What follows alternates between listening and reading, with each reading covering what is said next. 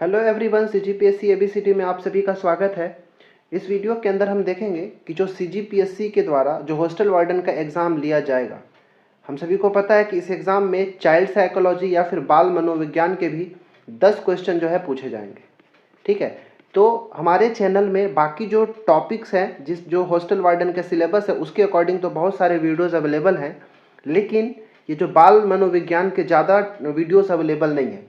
एक वीडियो जो है मैंने डाला हुआ है, बहुत पहले, लगता है 3-4 महीने पहले का डाला हुआ है, और वो इम्पॉर्टेंट है। ठीक है, और इस वीडियो के अंदर ये जो हमारा वीडियो होगा, ये दूसरे नंबर का वीडियो होगा चाइल्ड साइकोलॉजी या फिर बाल मनोविज्ञान पर। इसमें हम एमसीक्यू के फॉर्मेट में 20 टॉप एमसीक्यू आपके लिए देखेंगे और आपको इसको खुद भी टेस्ट देना है कि आपका कितना सही हो रहा है।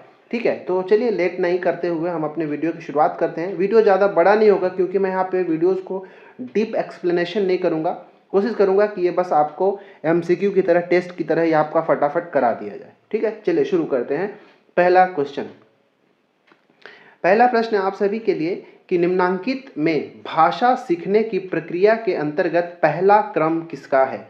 श्रवण का, वाचन का, पठन का या फिर लेखन का? जब बच्चे छोटे होते हैं, शैशवावस्था में रहते हैं, तो जब वो भाषा सीख रहे होते हैं, क्योंकि वो भाषा को उसको सिखाया तो नहीं जाता, पढ़ाया तो नहीं जाता, वो सीखते कैसे हैं? जब हम आपसी बातचीत करते हैं तो उसको सुनते हैं, इसके बाद ग्रैब करते हैं और फिर वो सीखते हैं।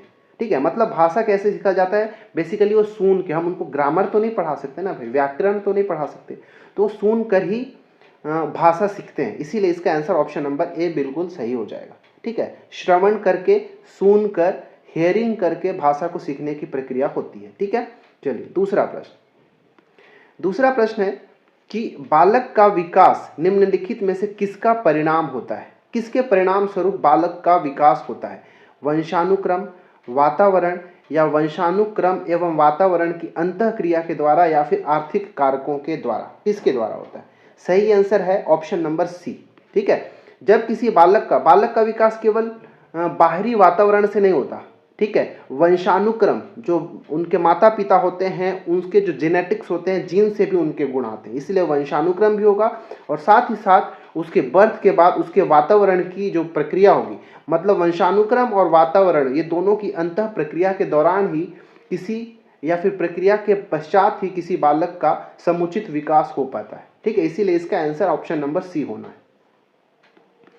प्रश्न क्रमांक 3 है कि यदि एक बच्चा 100 को वॉज पढ़ रहा है, ठीक है, और न्यूक्लियर को अनक्लियर पढ़ रहा है, ठीक है, मतलब विभेद नहीं कर पा रहा है डिफरेंस को, 100 को वॉज कर दे रहा है, न्यूक्लियर को अनक्लियर, उसको सेम लग रहा है, ये दोनों और ये दोनों सेम लग रहा है, मतलब वो विभेद नहीं कर पा रहा है, तो वह किससे पीड़ित है? कौन सी बीमारी से पीड़ित है वो?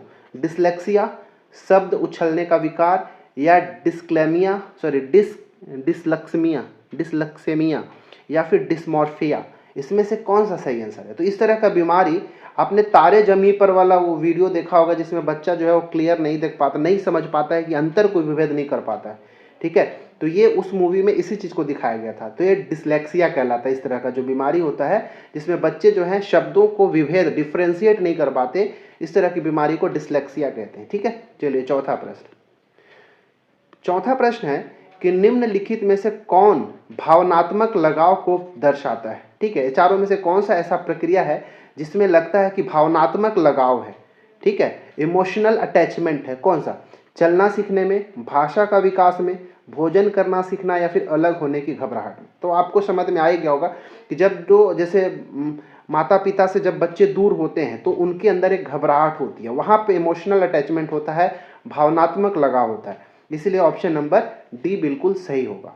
ठीक है, चलिए पांचवा प्रश्न है कि जन्म पूर्व विकास का सही क्रम क्या है? ठीक है, देखिए दो तरह का विकास हो सकता है, एक तो जन्म से पहले जो कि गर्भ में होता है, दूसरा जो है जन्म के बाहर जो कि बाहर के वातावरण में होता है। तो आपसे जन्म से पूर्व पूछा है, मतलब गर्भ के अंदर विकास का सही क्रम क्या होता है? ये चारों ऑप्शन जो है इसमें से आपको बताना है कि सही आंसर क्या होगा। देखिए, तो जब गर्भ के अंदर होता है तो सबसे पहले मेल गैमेट और फीमेल गैमेट दोनों मिलते हैं और जायगोट बनाते हैं, जिसको युग्मनज कहते हैं। तो सबसे पहले क्या बनता है? युग्मनज बन के तैयार होता है, जायगोट इंग्लिश में कहते हैं। ठीक है, जब युग्मनज बन जाएगा तो उसके बाद क्या बनता है? एम्ब्रियो बन के तैयार होता है, भ्रूण बन के तैयार होता है। ठीक है, तो युग्मनज के बाद की प्रक्रिया क्या है? भ्रूण है। जब भ्रूण बन के तैयार होता है तब जाके लास्ट में गर्भस्थ शिशु बनता है, जो कि बाद में वो जन्म के पश्चात बाहर आ जाता है। इसलिए इसका आंसर ऑप्शन नंबर ए बिल्कुल करेक्ट होगा। ठीक है, चलिए छठवां प्रश्न देखते हैं। छठवां प्रश्न है कि निम्न में से किस कारणों से दोष युक्त दंत अधिधारण की क्रिया होती है। ठीक है, मतलब एक्स्ट्रा जब दांत आ जाते हैं ना बच्चे में, जिसको कहते हैं दोष युक्त दंत अधिधारण, तो क्यों होता है? मुख से सांस लेना, जीभ काटना, अंगूठा चूसना या उपरोक्त में से सभी सही है। इसका आंसर ऑप्शन नंबर डी बिल्कुल सही है। ठीक है, मुख से सांस लेने से, जीभ काटने से और अंगूठा चूसने की जिस बच्चे को आदत होती है बचपन से, उसमें दोष युक्त दंत अधिधारण की क्रिया होती है। ठीक है, ऐसा ज्यादा चांसेस होता है। सातवां प्रश्न है कि शिशु को किस आयु तक स्तनपान कराना आवश्यक होता है। देखिए, जो माँ का जो दूध होता है वो किसी भी बच्चे के विकास के लिए अति महत्वपूर्ण होता है। ठीक है, इसलिए जो 2 वर्ष तक के बच्चों को स्तनपान कराना बहुत ही आवश्यक होता है। इसका आंसर जो है ऑप्शन नंबर ए बिल्कुल सही होगा। ठीक है, चलिए 8वां प्रश्न अब देखते हैं। 8वां प्रश्न है आप सभी के लिए कि अधिगम क्या है। ठीक है, अधिगम किसे कहते हैं? व्यवहार में परिवर्तन, परिपक्वता द्वारा व्यवहार में परिवर्तन, अनुभवों एवं प्रशिक्षण द्वारा व्यवहार में परिवर्तन या फिर उपरोक्त सभी। ठीक है, तो इसका सही आंसर आई थिंक आप सबको पता होगा, मैं पुराने वीडियो में शायद इसको कराया हूं। इसका जो सही आंसर है ऑप्शन नंबर सी। ठीक है, एक्सपीरियंस से और उसको सिखाकर, प्रशिक्षण देकर उसके व्यवहार में, किसी बच्चे के व्यवहार में जो परिवर्तन होता है, जो हम अपनी अनुभवों से और साथ ही साथ लर्निंग के माध्यम से जो हमारे व्यवहार में जो परिवर्तन होता है, उसी को हम क्या कहते हैं? अधिगम कहते हैं। ठीक है, ऑप्शन नंबर सी बिल्कुल सही है। 9वां प्रश्न है कि नवजात शिशु का सिर सारे शरीर की लंबाई का लगभग कितने प्रतिशत का होता है? ये इंपॉर्टेंट है, 1 लाइनर है, इसको एक बार याद रखिएगा। डायरेक्ट सही आंसर है ऑप्शन नंबर बी, 25%। ठीक है, शिशु का जो जितना शरीर की लंबाई होती है, ठीक है, ये पूरा लंबाई यहाँ से यहाँ तक, मान लो यहाँ से यहाँ तक लंबाई 100 सेंटीमीटर है, तो उसके सिर की जो ये लंबाई होगा वो कितना होगा? 25%, मतलब 25 सेंटीमीटर। एग्जाम्पल के लिए बता रहा हूँ। ठीक है, ऐसा होता नहीं है यहाँ पे, तो इसका डायमेंशन कुछ भी हो सकता है, मैं एक एग्जाम्पल बता रहा हूँ। इसका 25% होता है। ठीक है, 10वां प्रश्न है कि स्कीमा क्या होता है। ठीक है, स्कीमा किसको कहते हैं? किसी व्यक्ति के व्यवहार का अध्ययन, किसी उद्दीपक के प्रति विश्वसनीय प्रतिक्रिया, आर्थिक स्थिति का अध्ययन या फिर वंशानुगत प्रक्रिया का अध्ययन, किसको हम स्कीमा कहते हैं। ठीक है, स्कीमा को प्रारूप भी कहा जाता है, स्कीमा या फिर प्रारूप कह लीजिए, तो ये किसे कहा जाता है? ठीक है, देखिए स्कीमा को डिफाइन एक साइंटिस्ट है जिनका नाम है क्या? जीन पियाजे। ठीक है, जीन पियाजे, इन्होंने बहुत अच्छे से परिभाषित किया है। देखिए, जैसे कोई अनुभव होता है बहुत लंबे समय के याददाश्त में, मतलब कोई जो है, कोई बात हो रही है, ठीक है, या फिर कोई सा भी अनुभव कह लीजिए, एक लंबे समय तक याददाश्त में सूचना के रूप में संगठित हो जाता है और संगठित होकर सूचना के पैकेट के रूप में एकत्रित होते जाता है, उसी को हम स्कीमा या फिर प्रारूप कहते हैं। यहाँ पे देखेंगे तो अपने जो पुराने जो अनुभव होते हैं, जो याददाश्त होते हैं, उसके माध्यम से किसी उद्दीपक, ठीक है, कोई भी बाहर से एक्सटर्नल फैक्टर आ रहा है तो उसको जो रिस्पॉन्स करने की प्रक्रिया होती है, इसी को हम क्या कहते हैं? स्कीमा कहते हैं। ऑप्शन नंबर बी इसके हिसाब से सही है। ठीक है, याद रखिएगा। 11वां प्रश्न है, स्कीमा का सिद्धांत के जनक किसे माना जाता है? जीन पियाजे, स्टीवन प्रिंकल, लियोन फेस्टिंगर या फिर एल्बर्ट एलिस? सही आंसर है ऑप्शन नंबर ए, जीन पियाजे को स्कीमा सिद्धांत के जनक के रूप में जाना जाता है। ये आंसर याद रखिएगा। ठीक है, चलिए 12वां प्रश्न है आप सभी के लिए कि बाल मनोविज्ञान में क्या अध्ययन किया जाता है? ठीक है, गर्भकालीन अवस्था से परिपक्वता अवस्था तक की, या फिर बाल्यावस्था में किशोरावस्था तक का, या फिर बालक की मानसिक अवस्थाओं का, या फिर बालक के शिक्षण विधियों का, किस चीज का अध्ययन किया जाता है ये बाल मनोविज्ञान के अंदर? बताइए।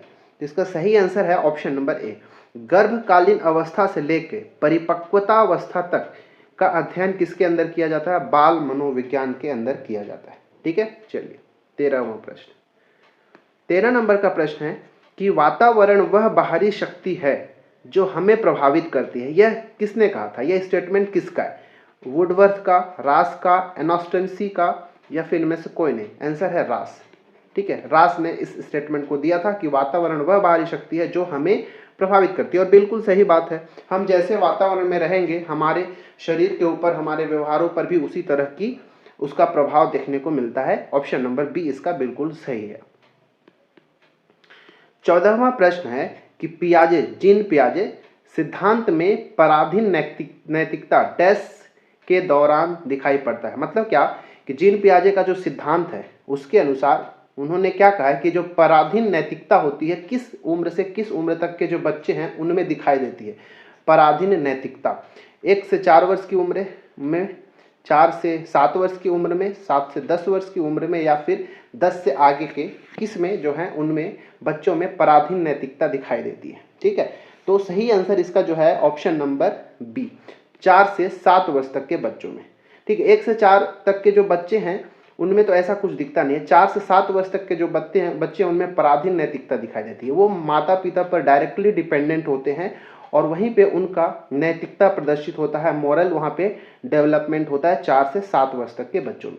7 से ज़्यादा वर्ष के जो बच्चे होते हैं धीरे धीरे वो क्रूर होने लगते हैं। मतलब क्रूर नहीं कह सकते, मतलब एक ऑफेंसिव हो जाते हैं। ठीक है, थोड़ा घर से झगड़ा करना शुरू कर देते हैं। ठीक है, अपने बात को रखना शुरू कर देते हैं। तो मतलब 4 से 7 वाला जो उम्र होता है पराधीन नैतिकता के लिए उम्र को दर्शाता है। ठीक है,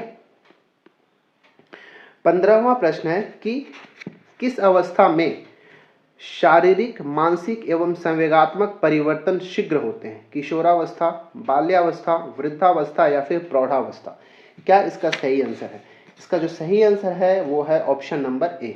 ठीक है, किशोरावस्था में इस तरह के परिवर्तन सर्वाधिक देखे जाते हैं, चाहे शारीरिक परिवर्तन, मानसिक या संवेगात्मक। ठीक है, शरीर में वृद्धि भी देखने को मिलेगा, मानसिक रूप से भी वो परिवर्तन देखने को मिलेगा और बहुत जल्दी गुस्सा आना। ठीक है, तो ये सारे जो चेंजेस देखने को, संवेदनात्मक परिवर्तन जो आते हैं किशोरावस्था में बहुत शीघ्र होते हैं। ठीक है,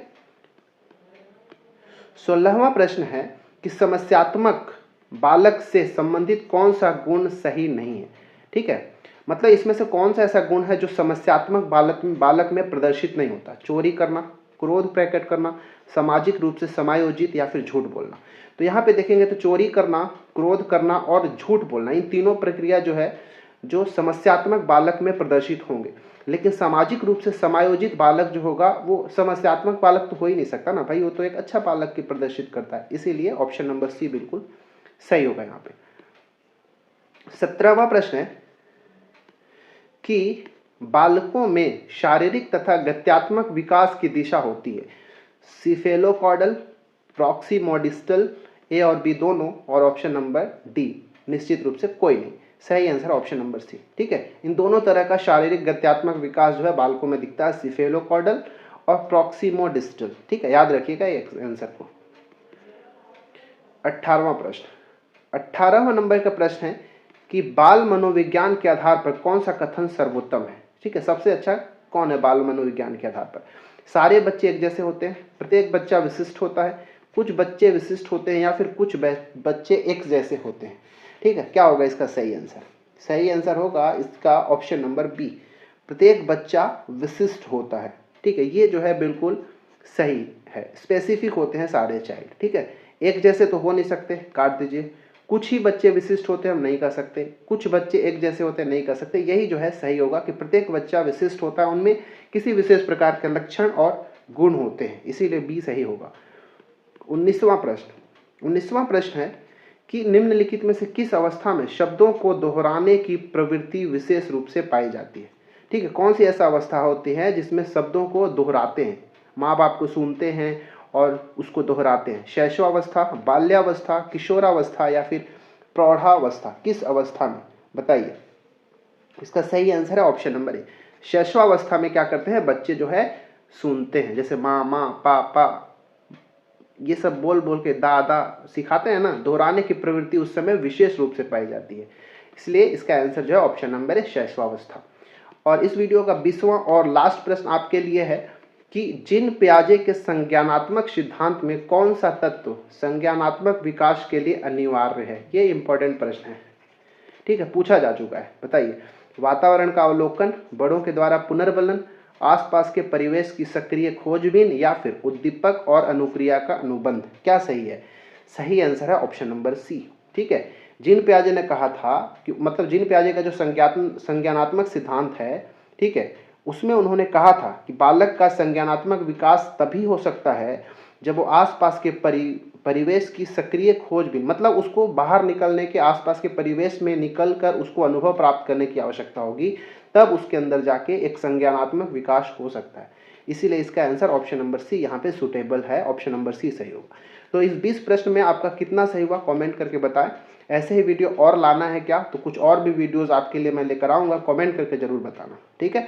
अगर चैनल में नए हैं तो चैनल को सब्सक्राइब कर लीजिए ऐसे वीडियोस के लिए। बाकी भी टॉपिक्स का वीडियो जो कि हॉस्टल वार्डन के लिए इंपॉर्टेंट है हमारे चैनल में अवेलेबल है, चाहे वो इंग्लिश की बात हो तो उसका भी वीडियोस अवेलेबल है, मैथ्स के भी वीडियोस अवेलेबल है, CGGS का तो बहुत सारा वीडियोस अवेलेबल है, ठीक है, और इंडियन GS का भी अवेलेबल, सारा चीज़ का अवेलेबल है। करेंट अफेयर के भी अच्छे खासे प्रश्न जो है अवेलेबल है, तो आप जाके सारे वीडियोस को देखेंगे, ठीक है। चलिए मिलते हैं किसी और वीडियो में, इसमें इतना ही, धन्यवाद।